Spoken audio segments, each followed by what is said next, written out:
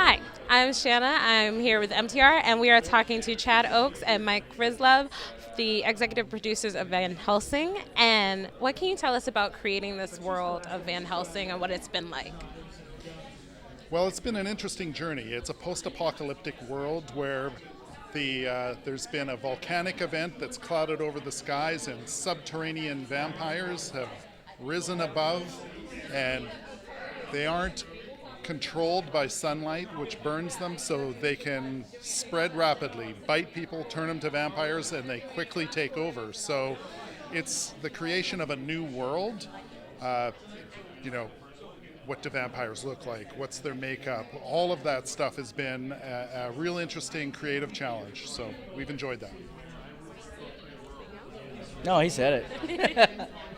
In terms of creating the world, is there anything that after season 1 you were kind of like, we've been dying to introduce in season 2 that we can't wait to show? Well, in season 2 we start and Axel's a vampire. So this was our main heroic male character who would give his own blood to feed a vampire and is now a vampire. So that sets up an interesting expectation in the audience, and we have lots of that kind of thing in the second season. And I think just in general, just from going to one season to another, we wanted to open up. And we started the first season in the hospital, and then basically we were like 6 or 7 episodes before we broke out. And it was, devised. We needed to get a lot of story points, and then they're on their journey. And so season 2 picks up right where it left off, without giving you any spoilers. And with that, I mean, in real time, it starts, and they're on the journey, and they're going fast with our group of ragtags kind of spread out everywhere. So it makes for a really interesting second season. Is there any character that you particularly identify with in the show? Oh, I wish I could grow up one day and be Axel. He's hot, he's in good shape, he's a true leader.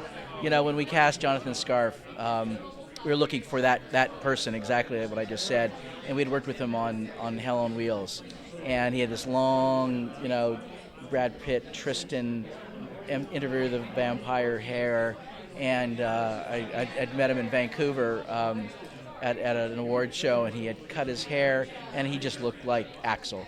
So when we closed finance, I think he was one of the first people that we cast in the show. So, I mean, listen, if we could all be that leader, and we inspire as executive producers and studio, because we have hundreds of crew members cast and people relying on both Mike and I to be those leaders.